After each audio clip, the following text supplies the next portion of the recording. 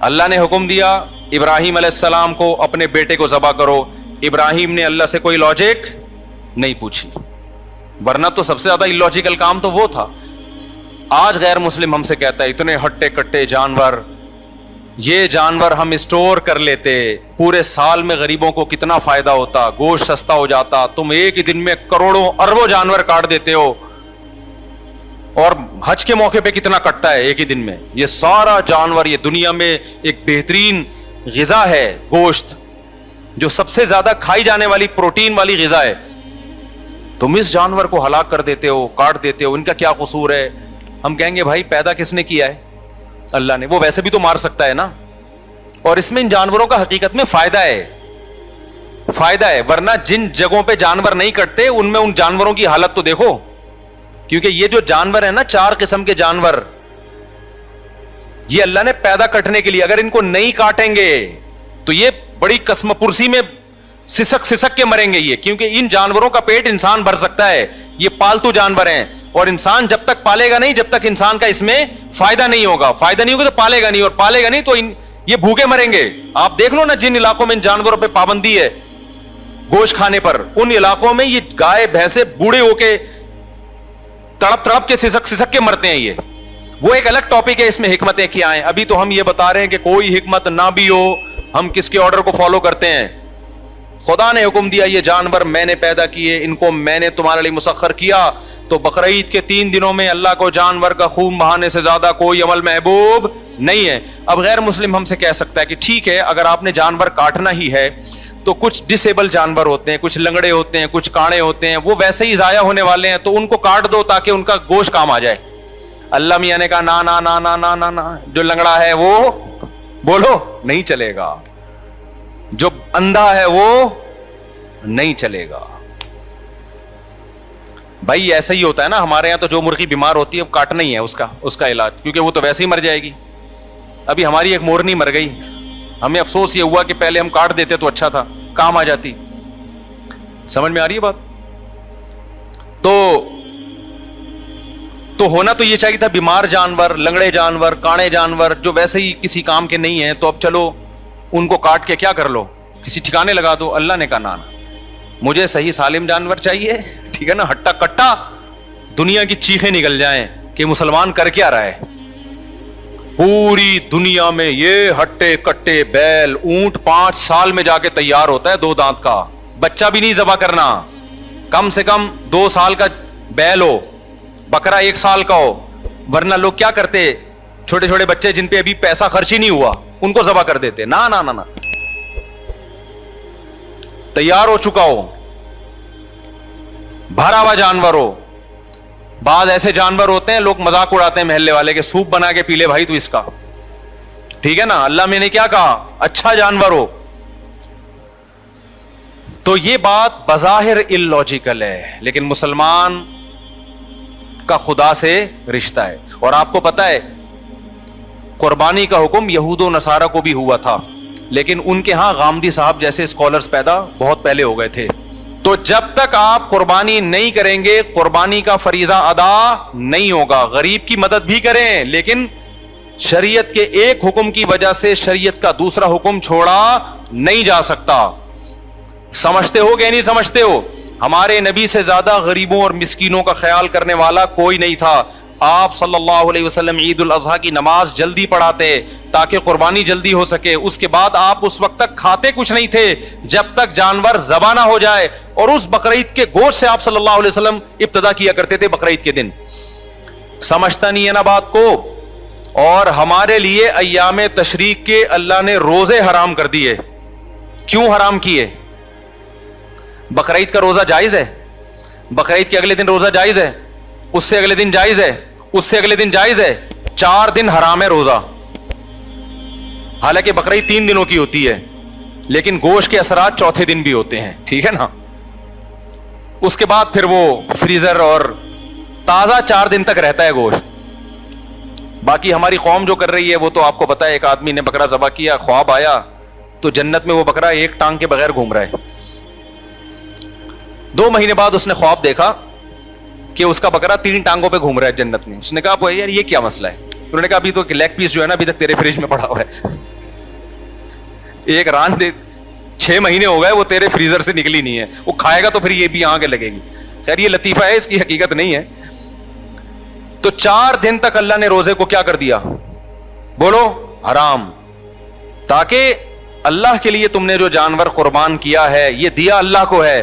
اب اللہ کہتا ہے اب یہ میری ملکیت میں, اب میری طرف سے کیا ہے, ضیافت ہے, یہ میری طرف سے میزبانی ہے, کھاؤ کلو منہا, خود بھی کھاؤ, وَأَطْعِمُ الْبَائِسَ الْفَقِيرَ, اور محتاجوں کو بھی رج کے کھلاؤ, رج کے کھاؤ تے رج کے کھلاؤ. تو یہ کھانے پینے کے دن ہے, روزہ رکھنے کے دن روزہ رکھا تو اللہ کی دعوت سے اعراض لازم آئے گا.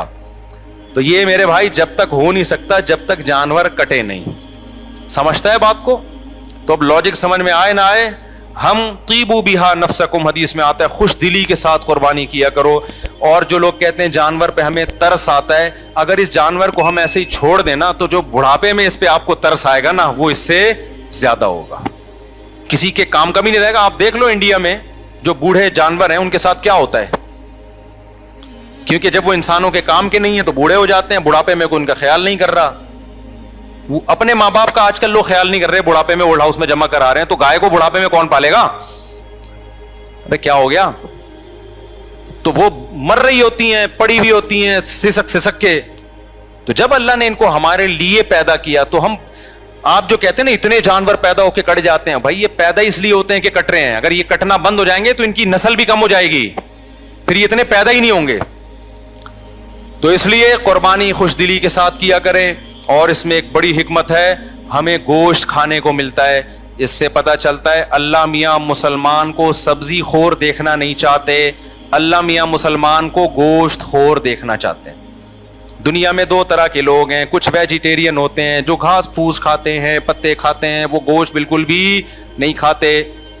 کچھ لوگ ہوتے ہیں جو گوشت کو پسند کرتے ہیں. ہمارے نبی کی جو صفات ہیں, قرب قیامت پہ ایک نبی آئے گا پچھلی کتابوں میں, وہ گوشت خور نبی ہوگا.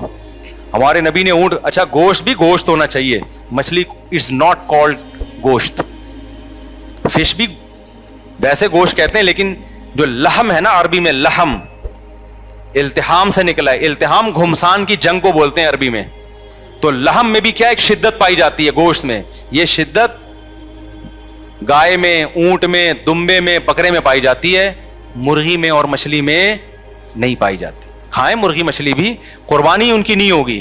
اس سے پتہ چلتا ہے اللہ زیادہ پروٹوکول ان 4 جانوروں کو دے رہے ہیں. گوشت کھانا ہو تو اونٹ کا کھاؤ, یا بچیا بچڑے کا کھاؤ, یا دمبے کا بھیڑ کا کھاؤ, یا بکرے کا کھاؤ.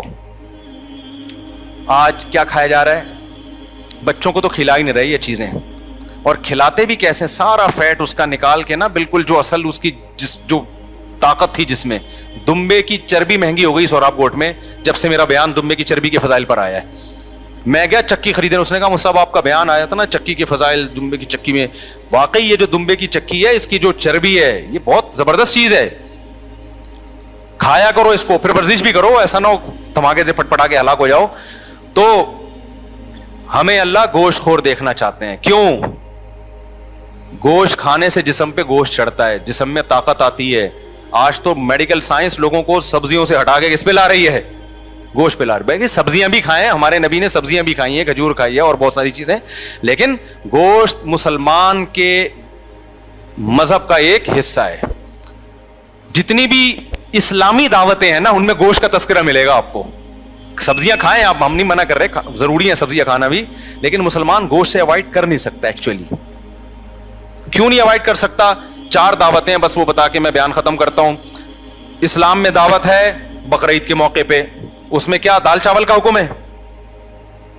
گوشت. جب تک یہ 4 بڑے جانور نہیں کٹیں گے قربانی کا فریضہ ادا نہیں. اس میں بھی چکن نہیں ہے, چکن نہیں ہے, وہ گوشت جس میں لحم ہو. لحم کا مطلب التحام, شدت پائی جائے. کھاؤ تو پتہ چلے کچھ کھایا ہے. دمبا کھاؤ تو پتہ چلتا ہے کہ کھایا ہے. گائے کھاؤ تو پتہ چلتا ہے, اونٹ کھاؤ تو. مرغی سے کبھی پتہ چلتا ہے, کبھی نہیں چلتا. وہ تو ہلکی چیز ہے نا وہ. دوسرا دعوت ہے اسلام میں ولیمے کی. جب آپ کی شادی ہوگی اسلام کہتا ہے آپ نے کیا کرنا ہے, جب بھی ہوگی.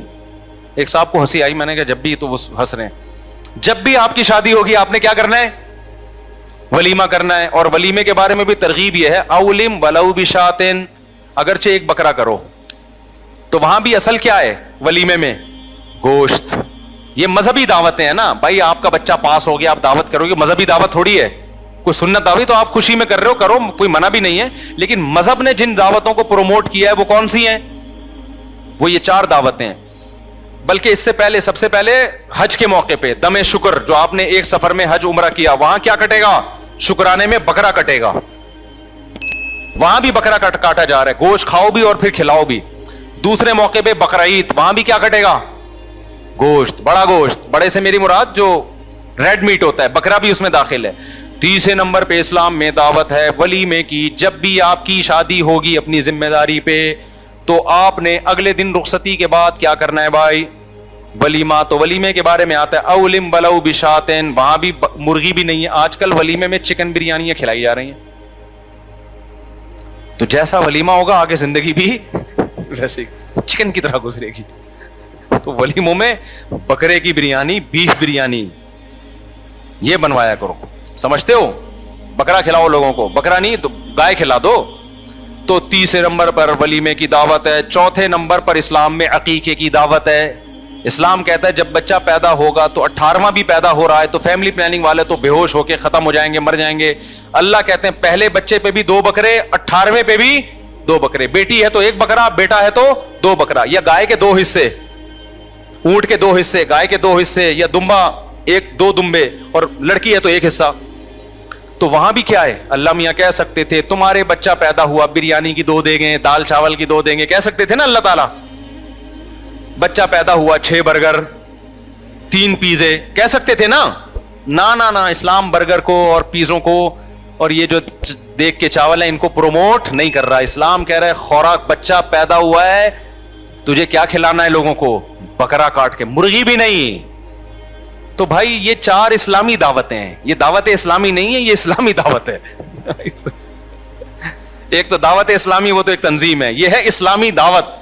4 کھانوں کے علاوہ اسلام میں کوئی 5واں کھانا نہیں ملتا. وہ پھر ہے آپ کے لیے جائز ہے, لیکن وہ مذہب نہیں ہے. وہ یہ 4 تو مذہبی کھانے ہیں. ان 4 میں اللہ ہمیں بڑا گوشت کھلا رہے ہیں, مرغی بھی نہیں اور مچھلی بھی نہیں. تو یہ کچھ ہوگا میرے بھائی, اس میں کچھ دم ہوگا. تو اللہ ہمیں بقرعید کی قدر کی توفیق عطا فرمائے, قربانی جذبے سے کرنے کی توفیق عطا فرمائے. سبحانک اللہم و بحمدک نشہد ان لا الہ الا انت نستغفرک و نتوب الیک.